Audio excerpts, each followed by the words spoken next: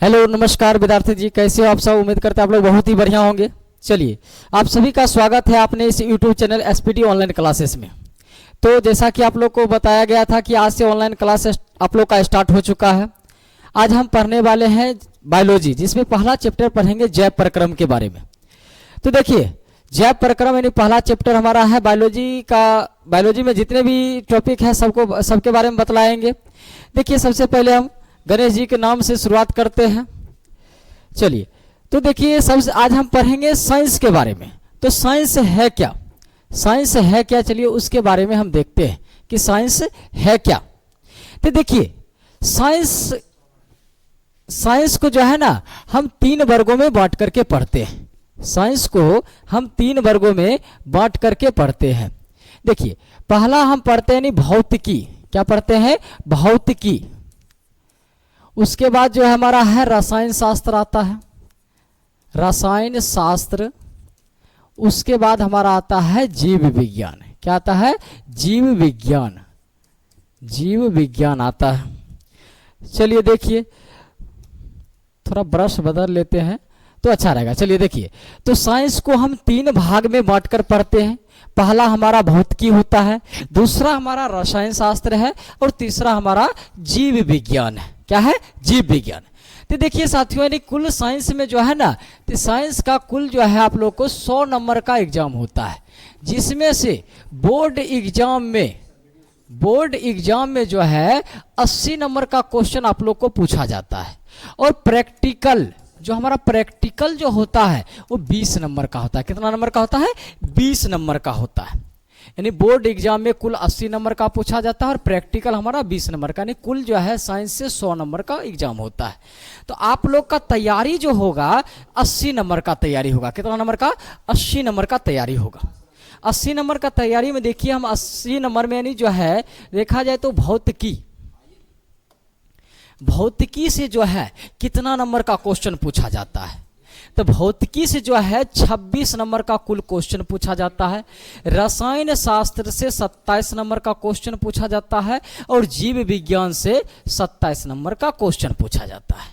तो जैसा कि आप सभी जानते हैं कि अभी जो बिहार बोर्ड है वो क्या है, क्वेश्चन डबल पूछ रहा है ना। तो क्वेश्चन डबल पूछ रहा है, हमको बनाना तो उतना ही रहता है, लेकिन क्वेश्चन डबल पूछ रहा है। तो क्वेश्चन अगर डबल पूछ रहा है तो 26 दूनी 52 नंबर का पूछ दे रहा है क्या? भौतिकी ना। 27 दूनी 54 नंबर का जो है हमारा रसायन शास्त्र पूछ दे रहा है, और 27 दूनी 54 नंबर का हमारा क्या हो जा रहा है, यानी जीव विज्ञान पूछ दे रहा है ना। तो देखिए, जिसमें से ये हो गया यानी ऑब्जेक्टिव और सब्जेक्टिव मिला करके है, ऑब्जेक्टिव और सब्जेक्टिव मिला करके है। तो हम लोग को तैयारी कहाँ से करना है? देखिए, ऑब्जेक्टिव में बताइएगा कि ऑब्जेक्टिव में देखिए कुल कितना नंबर का क्वेश्चन पूछा जाता है। तो ऑब्जेक्टिव में जो है यानी देखा जाए तो 13 नंबर का जो है ना, किससे? भौतिकी से पूछा जाता है, और 14 नंबर से यानी 13 नंबर से जो है देखा जाए, देखिए 13 नंबर से रसायन शास्त्र से पूछा जाता है, और कुल 14 ऑब्जेक्टिव जो है किससे? जीव विज्ञान से पूछा जाता है। तो क्वेश्चन डबल होने के कारण यानी 14 दूनी कितना हो जा रहा है? 28 नंबर। 28 नंबर का सोचो, सिर्फ जो है जीव विज्ञान से ऑब्जेक्टिव पूछ दे रहा है। 28 नंबर से सिर्फ जीव विज्ञान का ऑब्जेक्टिव पूछ रहा है। 13 दूनी यानी 26 नंबर का कुल क्या है? रसायन शास्त्र से है, और 13 दूनी 26 नंबर का कुल क्या है? फिजिक्स से है। क्या है? फिजिक्स से ऑब्जेक्टिव है। तो आप जो है यानी जो है जीव विज्ञान भी पढ़ करके अच्छा खासा नंबर ला सकते हैं, और इतना हम गारंटी देते हैं कि जितना नंबर है यानी कुल 54 नंबर सिर्फ जो है ना इससे हम दिलवा देंगे। तो आप लोग जो है बेहतर तैयारी करिए। 28 का 28 ऑब्जेक्टिव अगर कुल, ये जरूरी नहीं है कि 14 ही बनाने के लिए कहता है। 28 को मन होगा तो आप जीव विज्ञान से भी बना सकते हैं, क्योंकि क्वेश्चन अब डबल रहता है ना। तो चलिए हम शुरुआत करते हैं। आज पढ़ने वाले हम किसके बारे में? जीव विज्ञान के बारे में। तो देख रहे हैं जीव विज्ञान जो है नंबरों का भंडार है ना। तो जीव विज्ञान में बेहतर समय दीजिएगा, ज्यादा से ज्यादा समय दीजिएगा। चलिए देखिए, तो हम पढ़ने वाले हैं जीव विज्ञान के बारे में। तो जीव विज्ञान है क्या? जीव विज्ञान है क्या? तो देखिए, जीव विज्ञान जो है यानी ग्रीक भाषा के शब्द से मिलकर बना है। यानी बायोलॉजी जो है किस भाषा से मिलकर बना हुआ है? ग्रीक भाषा के शब्द से मिलकर बना हुआ है। किससे है? ग्रीक भाषा के शब्द से मिलकर बना हुआ है। एक मिनट देखिए, ग्रीक भाषा के शब्द से मिलकर बना हुआ है। बायोलॉजी जो है ग्रीक भाषा के 2 शब्द से मिलकर बना है। कितने शब्दों से? 2 शब्दों से मिलकर बना है, जिसमें पहला हमारा है नहीं बायोज। क्या है? बायोज। और दूसरा क्या है? लोगोज। दूसरा क्या है? लोगोज। बायोज का अर्थ क्या होता है? तो बायोज का अर्थ होता है नहीं जीवन। क्या होता है? जीवन, जिसे हम यानी लाइफ भी कहते हैं। क्या कहते हैं? लाइफ। जीवन यानी लाइफ कहते हैं। और लोगोज का अर्थ क्या होता है? लोगोज का अर्थ होता है अध्ययन करना। क्या होता है? अध्ययन करना, यानी हम बोल सकते हैं स्टडी। क्या बोल सकते हैं? स्टडी बोल सकते हैं। तो यहाँ से आप लोग परिभाषा निकाल सकते हैं। क्या कि नहीं, जीवन का अध्ययन करना ही क्या कहलाता है? बायोलॉजी कहलाता है, नहीं जीव विज्ञान कहलाता है। यानी हम लिख सकते हैं क्या? जीवन का अध्ययन। जीवन का अध्ययन करना क्या कहलाता है? बायोलॉजी कहलाता है। जीवन का अध्ययन करना बायोलॉजी कहलाता है। बायोलॉजी कहलाता है।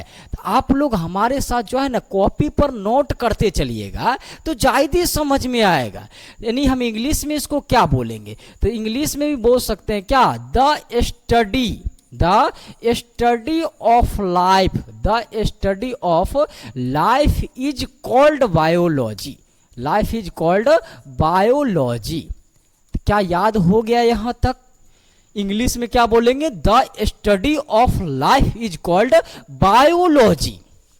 देखिए, बायोलॉजी को जो है हम 2 वर्गों में बांट करके पढ़ते हैं।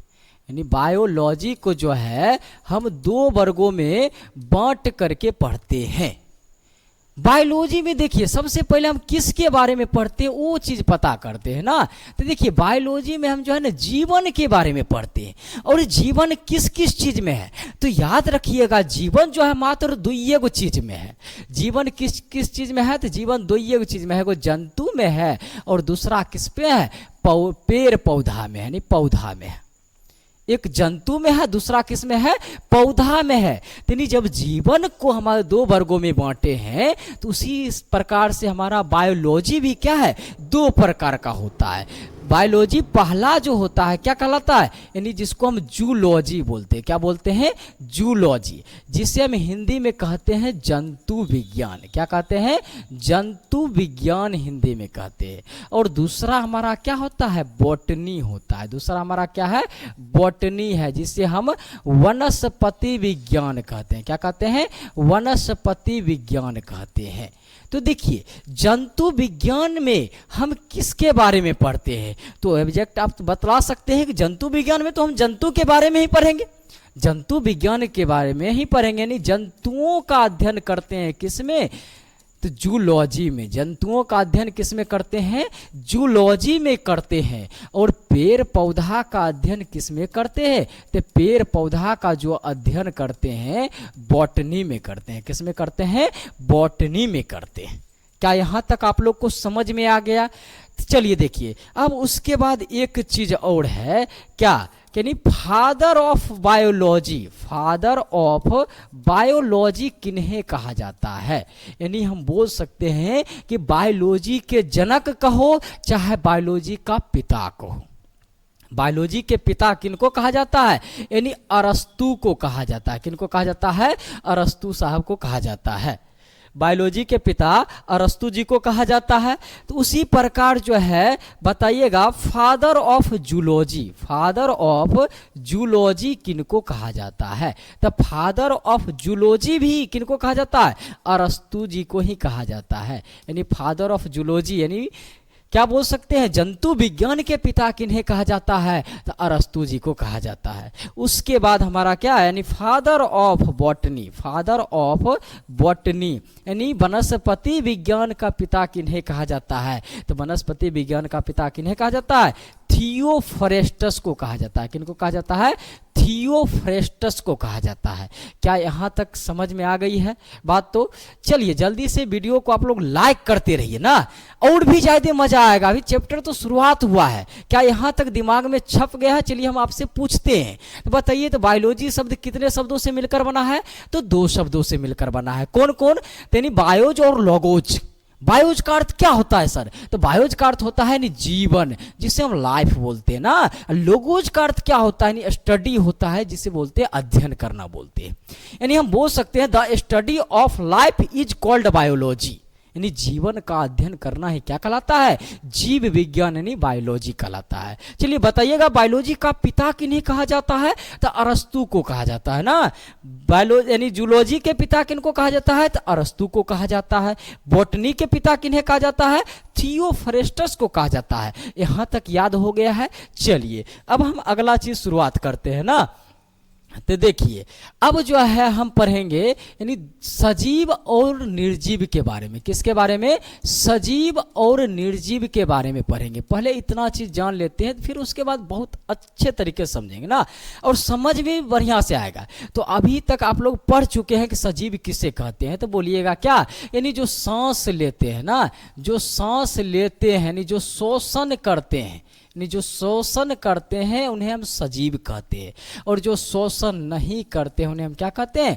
सजीव निर्जीव कहते हैं। नहीं क्या कहते हैं? निर्जीव कहते हैं ना।